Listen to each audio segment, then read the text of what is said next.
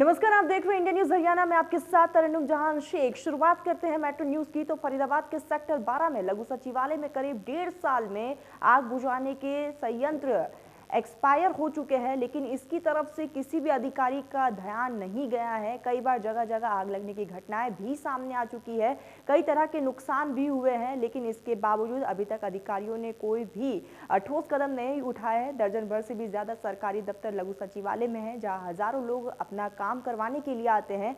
जिस तरह से अग्निशमन यंत्र करीब 1.5 साल से एक्सपायर है, उन्हें सही न करवाना एक बड़ी लापरवाही माना जा रहा है। काम करने के लिए लघु सचिवालय पहुंचे लोगों का कहना है कि प्रशासन की ये बड़ी लापरवाही है। दरअसल मार्च 2020 को बिल्डिंग में लगे सभी सिलेंडर एक्सपायर हो चुके हैं, लेकिन अभी तक इसे रिफिल नहीं कराया गया है और ऐसे में ये बड़ी लापरवाही सामने आई है।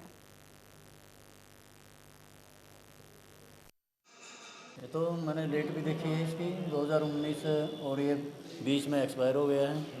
ऐसे तो पता नहीं कितनी मतलब जान मान की हानि हो सकती है और ये यहाँ बचा ही नहीं सकते आग लगने पे। तो ये तो वैसे टांगे हुआ है। इनकी कोई ऑडिट टीम नहीं है ना सर इन चीज़ों के लिए। देखिए, ऑडिट का क्या मतलब होता है कि किसी भी काम को, किसी दुर्घटना को घटने से पहले उसके ऊपर एक एक्शन ले लिया जाए, वो नहीं है। तो बिल्कुल एक सरकारी तंत्र है, सब अपनी तनख्वाह, स्वाभाविक है जो भी यहाँ का हाईएस्ट आदमी होगा जिसके अंडर ये सारे लोग काम करते हैं। जिला उपायुक्त तो जो पूरे जिले के मालिक देखो, मैं तो ये कंधों पे सभी। अब देखिए, उसमें तो उस इतने बड़े आदमी के लिए तो शायद आई डोंट थिंक ये पॉसिबल है उसके लिए। लगे हुए हैं, लेकिन कोई सब एक्सपायरी है, कोई काम जब समय आएगा तो कोई काम नहीं आएगा। तो कैसे बचाव होगा, किस तरीके से? बचाव क्या होगी, कुछ नहीं, बचाव क्या साधन है, सब खत्म है सिस्टम है। तो वही फरीदाबाद शहर में एयर क्वालिटी इंडेक्स जो 400 के पार चला गया है, जिससे बच्चों और बूढ़ों को भारी परेशानियों का सामना करना पड़ रहा है, जिसके चलते अब प्रशासन शक्ति से मूड में नजर आने लगा है और 160 टीमों का यहां पर गठन किया गया है। लगातार AQI लेवल में इजाफा देखने को मिल रहा है, एयर क्वालिटी इंडेक्स लगातार बढ़ती जा रही है, जिसकी वजह से बच्चे और बुजुर्गों को काफी ज्यादा परेशानियों का सामना करना पड़ रहा है। और ऐसे में प्रशासन ने अब टीमों का गठन किया है। डॉक्टरों ने भी इस प्रदूषण के स्तर को लोगों के लिए खतरनाक बताते हुए कहा है कि इससे फेफड़ों के अलावा कैंसर तक की बीमारियां हो सकती है। तो ऐसे में सतर्क रहने की बहुत ज़्यादा ज़रूरत है यहाँ पर, क्योंकि लगातार AQI लेवल में इजाफा देख रहा है और ऐसे में पूरे आबो हवा यहाँ पर जहरीली हो चुकी है, जिसकी वजह से लोग बेहद ज़्यादा परेशान हैं। आपको बता दें कि बच्चे और बुजुर्गों के लिए बेहद ज़्यादा खतरनाक साबित है और ऐसे में ज़िले में 160 टीमों का यहाँ पर गठन किया गया है।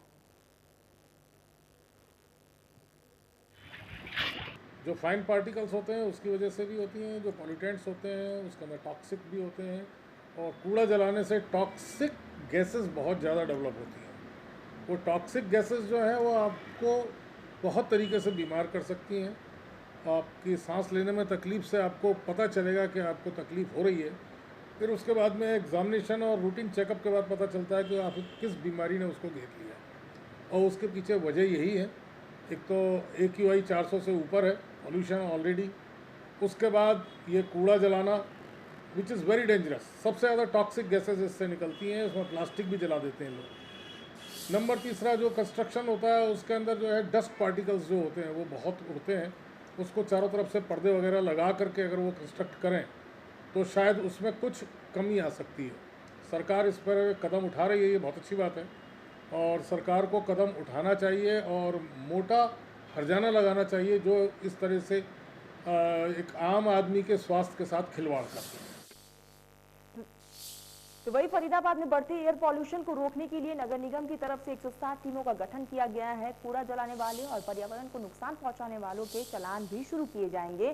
टीम शहर के अलग अलग हिस्सों में कूड़ा कचरा जो जलाने वाले और दूसरे तरीकों से पर्यावरण को नुकसान पहुंचाने वालों के खिलाफ ये कार्रवाई करेगी। इन टीमों का बाकायदा ट्रेनिंग भी दी गई है। साथ ही कंस्ट्रक्शन साइट्स से निकलने वाले मलबे का भी निस्तारण सही तरीके से हो, इसके लिए भी ये टीमें ध्यान देंगी। घरों से उठाए जाने वाले कूड़ों को पूरी तरीके से साफ सफाई के साथ डंपिंग पॉइंट तक पहुंचाया जाएगा। प्रशासन की तरफ से 200 से भी ज़्यादा नए वाहनों की खरीद की गई है, जो हर वार्ड में कचरे को उठाने का काम करेंगे। पर्यावरण को शुद्ध रखने के लिए पेड़ों पर जमी धूल को हटाने के लिए वाटर टैंकर की व्यवस्था भी की जा रही है। तो लगातार एयर क्वालिटी इंडेक्स में इजाफा देखने को मिल रहा है, जिसकी वजह से यहाँ पर प्रशासन भी लगातार अलर्ट मोड पर है और 160 टीमों का यहाँ पर गठन किया गया। एयर पोल्यूशन से बचाव के लिए दो तरह के उपाय हम करते हैं, जिसमें कुछ लॉन्ग टर्म्स हैं, कुछ शॉर्ट टर्म चीज़ें हैं। शॉर्ट टर्म के अंदर हमारे यहाँ पर जिस तरह स्वीपिंग होती है उसको कम करते हैं, मैनुअल स्वीपिंग को, इससे धूल कम होती है। और जो रोड्स हैं उनको मैकेनाइज मशीन्स के माध्यम से हम मैकेनाइज वे में करते हैं। इसके अलावा जो वेस्ट मैनेजमेंट है वो एक बहुत बड़ा कारण है एयर पोल्यूशन का, क्योंकि लोग काफ़ी बड़े लेवल पे वेस्ट को जलाते हैं। तो उन लोगों को जागरूकता अभियान चला रहे हैं और 2 दिन बाद अगर ये काम जारी रहता है तो उन लोगों के हम चालान करना भी शुरू करेंगे। रोड रिपेयर का काम तेज़ी से चल रहा है, क्योंकि उससे भी काफ़ी धूल उड़ती है और काफ़ी पोल्यूशन करती है। इसके अलावा रोड्स के ऊपर जो धूल पड़ी हुई है उसको भी उठाने का कार्य हम करने लग रहे हैं। Construction demolition waste material process करने के लिए हमारा प्लांट लगने वाला है और अगले 5-7 दिन के अंदर वो शुरू हो जाए। तो वही फरीदाबाद शहर का नाम स्मार्ट सिटी की लिस्ट में दर्ज है, लेकिन स्मार्ट सिटी में लोग मूलभूत समस्याओं से जूझ रहे हैं। दरअसल बड़खाल क्षेत्र के अंतर्गत आने वाले 3 नंबर सी ब्लॉक इलाके में लोग पिछले 3 महीने से घरों में सीवर के गंदे पानी के ओवरफ्लो होने के चलते परेशान है, जिसके लिए फिर से स्थानीय RWO के पदाधिकारियों ने एक लेटर निगम आयुक्त के नाम पर निगम अधिकारी को दिया है, जिसमें मांग की गई है कि उनके इलाके में जो सीवर का गंदा पानी घरों में भरा हुआ है उसकी समस्या से उन्हें निजात दिलवाया जाए, क्योंकि जिस तरीके से ये गंदा पानी भरा हुआ है इससे बीमारियों का खतरा भी लगातार बढ़ता जा रहा है। और ऐसे में इस गंदे पानी के चलते आम जनजीवन अस्त व्यस्त है, लोग बेहद ज़्यादा परेशान नजर आए।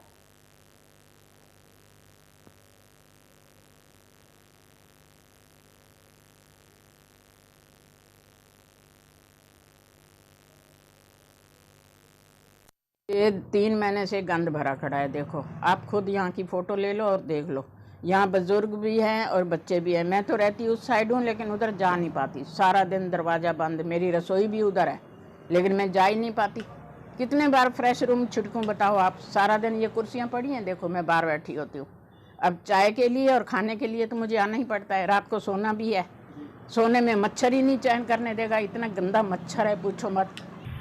देखो जी, RWA का जो काम है, RWA अपनी जगह बिल्कुल सही खड़ी है। जो भी समस्याएं होती हैं वो समय समय पर हम अपने अफसरों को भी बताते रहते हैं। और हमारी जो आदरणीय विधायिका हैं सीमा तिरखा जी हैं, उनके PA हरिंदर जी, वो हमारी बहुत हेल्प करते हैं हर जगह। जो भी समस्या होती है हम उनको बताते हैं और वो तुरंत हमारे समय समय पे। हमने पीछे सुपर सगर की भी डिमांड करी थी, तो उसके बाद लिखित रूप में भी हमने कमिश्नर साहब को MCP को दिया है और उसके बाद C और D की तो सफाई करवा दी थी। तो वही फरीदाबाद के सेक्टर 12 में उपायुक्त कार्यालय पर आंगनबाड़ी वर्कर महिलाओं ने विरोध प्रदर्शन किया है। आंगनबाड़ी वर्करों का कहना है कि सरकार पोषण ट्रैक को लेकर उन पर कुछ ज्यादा ही दबाव बना रही है। सरकार ने इस काम के लिए उन्हें मोबाइल फोन तक भी प्रोवाइड नहीं करवाया है और ये सारा काम ऑनलाइन किया जाता है। फरीदाबाद में आंगनबाड़ी सेंटर बनाए गए हैं, उन सेंटर का किराया भी नहीं मिल रहा है, जिसे लेकर बुधवार को 12 मांगों के साथ जिला उपायुक्त कार्यालय पर विरोध प्रदर्शन जाहिर किया गया। अगले 2 दिन तक ये विरोध प्रदर्शन इसी तरीके से चलता रहेगा।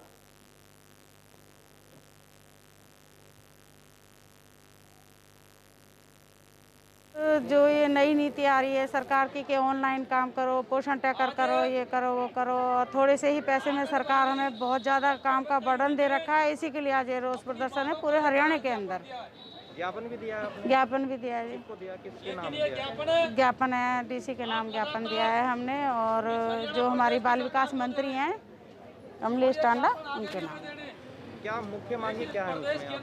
क्या मांग रखी है आप लोगों ने? तो हमारी यही मांग है, एक तो जो हमारे सेंटर चल रहे हैं ये बहुत थोड़ा सा 1500 रुपये किराया मिलता है, इसकी भी हमारी मांग है। वर्दी के पैसे की भी मांग है। जो पोषण ट्रैकर का हमारे ऊपर दबाव बनाया जा रहा है, जब तक सरकार हमें संसाधन नहीं देती है तब तक हमारे ऊपर दबाव नहीं बनाया जाए और ना ही कोई हमारे ऊपर काम का जोर दबाव दिया जाए।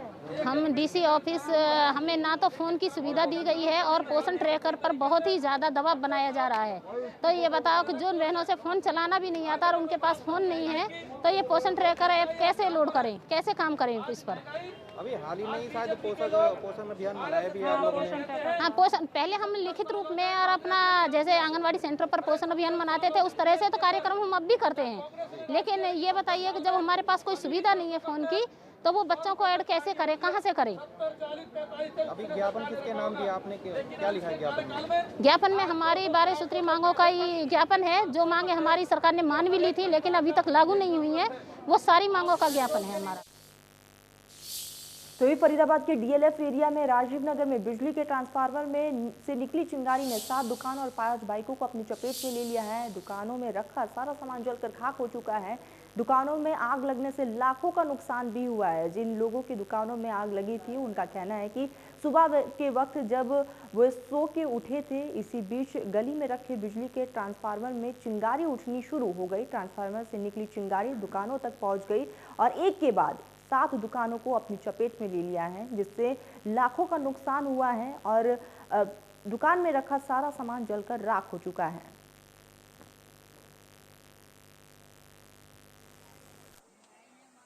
ये थे हम कॉस्मेटिक के सब दुकान है, डीजे भी चलता है, मोबाइल के भी लीड उड सब रखते हैं, सैलून सब यही में बंद था, सब जल गया।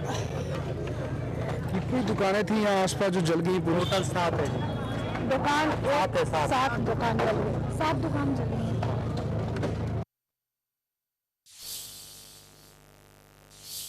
फरीदाबाद के नीलम बाटा रोड पर रेहड़ी पर बिरयानी खाने आए 2 युवकों को अज्ञात बदमाशों ने गोली मारकर मौत के घाट उतार दिया। सूचना मिलने पर पुलिस बल मौके पर पहुंची और घायलों को इलाज के लिए अस्पताल में भर्ती कराया है। आरोपी गोली मारने के बाद मौके से फरार हो जाते हैं। घायल युवकों के नाम मुश्ताक और मुबारक बताए गए हैं, जो अस्पताल में गंभीर अवस्था में उपचाराधीन है। फिलहाल पुलिस आगे की तफ्तीश में जुटी हुई है।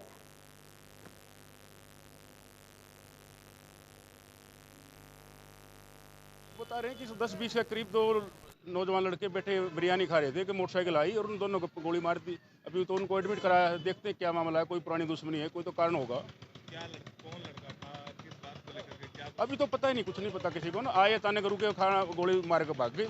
मेरी दुकान है अपनी, डेली आते हैं भैया, जो बिरयानी खाने के लिए डेली आते हैं। और इसी तरह आज जो है बिरयानी खाने के लिए, तो अपना भैया ने पहले बिरयानी लगवाई मेरे से, तो मैंने भैया डालू सामान सब डालू उसके अंदर, बोलते नहीं ऐसी बेमनी 5 में बिरयानी भैया ने खाई। तो मैं ऐसे भैया सिलेंडर जो मेरा दुकान पे, तो मोल्टर साइड ऐसे बैठा पड़ा था भैया। हल्की सी बाइक की रुकने की आवाज आई हुई, तो मैंने देखो शायद मेरा कस्टमर है, ऐसे देखो तो भैया से आए, उन्होंने निकाला और जो भैया बैठे थे उनको ऑन द स्पॉट उन्होंने भैया पे चला। कितने आदमी आए थे? वो भैया एक ही थे भैया, एक ही देखा। चलिए, तो मेट्रो न्यूज में फिलहाल बस इतना ही। देश प्रदेश की तमाम बड़ी खबरों के लिए आप देखते रहिए इंडिया न्यूज हरियाणा।